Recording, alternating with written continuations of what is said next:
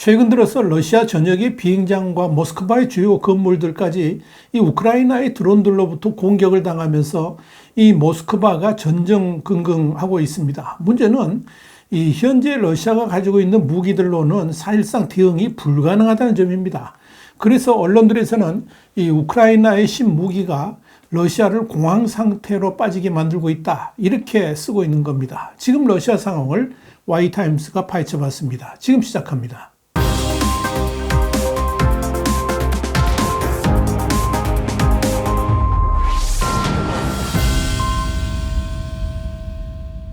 영국의 텔레그라프는 현지 시간으로 5일 우크라이나가 러시아 전역의 비행장을 공격하면서 다양한 전투기들을 파괴하고 있는데, 눈여겨볼 것은 미사일에 의한 것이 아니라 새로운 유형의 무기인 단방향 공격, 그러니까 OWA 드론에 의한 것이다, 이렇게 밝히면서 서방이 고품질 부품을 지원한다면 우크라이나는 곧 러시아의 드론 공격 규모와 강도를 능가하면서 이 전쟁의 양상을 바꿀 수 있을 것으로 보인다, 이렇게 보도를 했습니다. 사실 이번 우크라이나 전쟁에서 가장 특이한 흐름은 바로 드론에 의한 공격이 전황 자체를 완전히 바꿔놓고 있다는 점입니다. 러시아는 이란제 사이드 드론 1200여 대를 구입해가지고 우크라이나 공격에 투입했습니다. 이 공격에서 효과를 봤다고 판단한 러시아는 이란에서 러시아의 새로운 공장으로 이전해 주기를 열망하고 있습니다. 여기에 대해서 우크라이나는 서방 진영이 지원해 준 드론 외에도 자체적으로 값싼 드론을 제작해서 공격에 투입하기 시작했습니다. 우크라이나가 본격 생산에 들어간 OWA 드론은 치명성과 지속 가능성 측면에서 전쟁의 양상을 완전히 바꾸고 있습니다. 날개 길이가 2m 이상인 드론은 20에서 50kg 정도의 폭발물을 수백 마일까지 운반할 수 있습니다. 이 50kg은 대부분의 재래식 미사일보다 작은 탄두일 수 있지만 창고라든지 레이더, 석유시설과 같은 표적에 대한 효과는 상당합니다. 이 OWA 드론은 비행 중에 목표물을 변경할 수도 없고 방공이나 전자공격에 취약한 경우가 많아서 결코 무적이지는 않습니다만은 비행거리도 제법 되기 때문에 러시아의 중요한 군사기지나 심지어 전투기 등을 향해서 언제 어느 때든지 날아갈 수 있다는 점에서 심각한 위협 요소로 등극하고 있습니다. 여기에 제작 비용도 아주 저렴합니다. 더더욱 중요한 것은 이 OWA 드론을 이젠 우크라이나가 직접 제작할 수 있다는 점입니다. 따라서 이 서방 진영은 우크라이나가 더 많은 OWA 드론을 생산할 수 있도록 표준화된 부품 지원을 해주기만 하면 됩니다.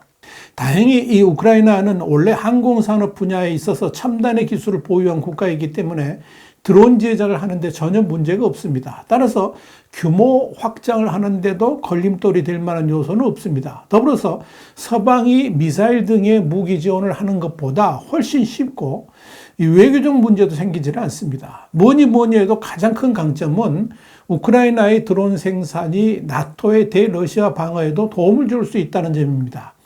나토의 소규모 국가들은 드론을 직접 제작해서 배치할 수 없는 상황에서 우크라이나가 다량의 드론을 생산해서 나토 국가들과 공유를 하게 된다면 이는 사실상 나토 방어에도 큰 도움을 줄 수 있다는 것이 중론입니다. 그렇기 때문에 우크라이나가 자체 드론을 다량으로 생산할 수 있도록 이 나토가 적극 지원하자 하는 쪽으로 의견이 모아지고 있는 겁니다. 실제로 우크라이나는 본격적으로 드론 제작에 착수한 것으로 보입니다. 여기에 대해서 우크라이나 국방부는 지난 4일 올 가을에 다양한 드론 생산에서 붐이 있을 것으로 생각한다 그러면서 러시아 본토 타격도 본격적으로 이루어질 것이다, 이렇게 예고를 했습니다. 우크라이나는 러시아 본토 공격에는 서방이 지원한 무기를 쓰지 않겠다 하는 입장을 밝혀왔고요. 그래서 드론을 포함한 자체 무기를 개발하고 생산하는 데 집중했습니다. 그래서 자체 미사일도 개발에 성공했던 겁니다. 실제로 우크라이나 드론이 전장 상황을 어떻게 뒤집어 놓고 있는지 그 구체적인 전과들이 속속 보고되고 있습니다. 3일 우크라이나 현지 언론인 유보이스 우크라이나, 그러니까 MV가 보도한 바에 따르면 우크라이나의 단 $500짜리 FPV, 그러니까 1인칭 시점 자폭 드론으로 $300만 러시아 T-90 계열의 전차를 고철 덩어리로 만들었습니다. MV는 이를 두고 러시아가 우크라이나의 최첨단 군사장비 배치를 주저하는 이유다, 이렇게 분석을 했습니다. 이 소식은 여단 페이스북에 당시 상황이 담긴 영상과 함께 전해졌습니다. FPV 드론은 이 드론 카메라에서 고글이나 이 헬멧으로 실시간 영상을 전송받아서 운영자가 조종하는 드론인데요. 이 적군의 군사 장비 등을 공격하는 데 쓰입니다. 카메라와 통신 기능 등을 통해서 운영자는 드론을 제어하는 동시에 안전한 거리를 유지할 수가 있게 됩니다. 이 여단이 공개한 영상에는 우크라이나 FPV 자폭 드론 2대가 교대로 러시아 전차를 잇따라 공격해서 고철도미로 만드는 모습이 담겨 있습니다. 자폭 드론 한 대가 전차를 포착해서 다가가서 공격하니까 전차에는 순식간에 불길과 연기가 피어올랐습니다. 공격이 한 차례 더 이어지자 전차는 이내 불길에 휩싸입니다.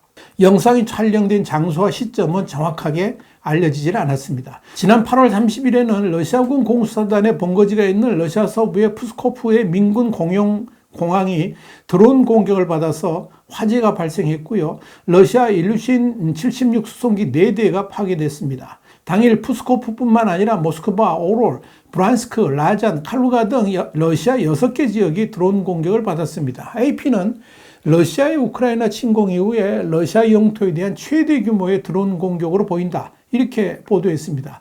파이낸셜 타임스도 이는 지난해 2월 말 개전 이후에 우크라이나가 러시아를 향해 실시한 가장 큰 드론 공격이다, 이렇게 보도를 했습니다. 이와 관련해서 뉴욕타임스는 드론 공격의 주된 목표는 비행장과 유류고, 에너지 인프라, 보안본부, 정부청사 등이라 그러면서 주로 군사, 병참 관련 시설을 목표물로 삼았다고 밝혔습니다. 또한 흑해에서는 해상 드론을 이용해서 크림대교를 집중 공격하고 있습니다. 크림대교는 크림반도와 러시아 본토를 잇는 유일한 다리인데 이 푸틴의 자존심이라고 부릅니다. 개전 이후에는 이 전쟁 물자 보급로로 활용되고 있습니다. 뉴욕타임스는 이 드론들은 우크라이나에 대한 러시아의 공격이 시작되는 장소들을 때리고 있다고 전했습니다. 지난달 들어서 흑해에서 러시아 군함과 유조선을 타격한 해상 드론도 우크라이나가 자체 개발한 것으로 알려졌습니다. 여기에 대해서 우크라이나군 당국은 최근 자체 개발한 해상 드론인 마구라 V5 그리고 자폭 수준 드론 마리치카 등을 공개했습니다. 이 드론들은 수백 킬로그램 폭발물을 실을 수 있고요. 공격 범위가 800에서 1000km에 달합니다. 한 대당 수억 원에 달하지만 효과 면에서는 뛰어납니다. 월스트저널은 이 우크라이나가 흑해에서 방어가 어려운 해상 드론을 적극 활용하면서 흑해 패권의 지각 변동이 일어나고 있다고 진단했습니다. 미국의 싱크탱크인 랜드 연구소의 스콧 사비츠 연구원도 해상 드론과 같이 상대적으로 작은 선박 여러 대가 떼지어 있으면 타격하기가 매우 어렵다라고 설명했습니다. 지난해 드론 부대를 만들어서 성과를 거뒀던 우크라이나는 지난달 말에는 해상 드론 특수부대까지 창설했습니다. 그런데 이렇게 우크라이나의 드론 공격이 본격화되니까 러시아는 이들의 공격 타겟이 되지 않기 위해서 참으로 기이한 방법들까지 동원하고 있습니다. 이를 보면 러시아가 지금 얼마나 이 우크라이나의 드론에 전전긍긍하고 있는지 알 수가 있습니다.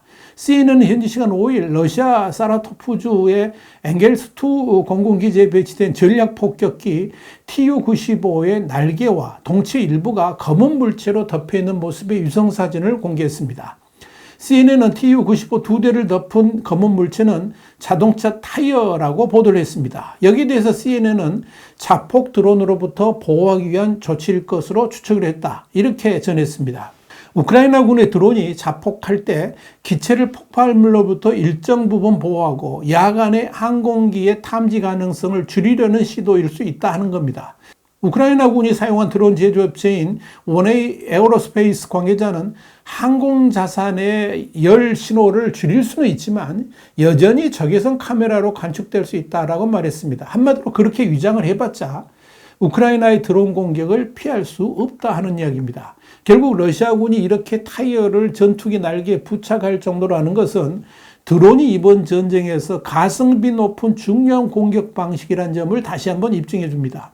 Tu-95는 러시아를 대표하는 전략 폭격기인데 유사시는 이 핵무기까지 사용할 수가 있습니다. 그만큼 중요한 전투기가 이 우크라이나의 드론에 파괴되면 안 되기 때문에 이러한 고육지책까지 꺼내든 것으로 판단됩니다. 러시아의 이런 타이어 방어는 지난달 29일 우크라이나 드론 공격을 받아서 이 러시아 공군 주력 수송기 4대가 파기된 이후에 등장한 것으로 보입니다. 이렇게 러시아는 우크라이나의 드론 공격에 전전긍긍하고 있습니다. 드론이 이렇게 전쟁의 일상을 바꿔놓고 있는 것입니다. YTN 정세분석이었습니다. 감사합니다.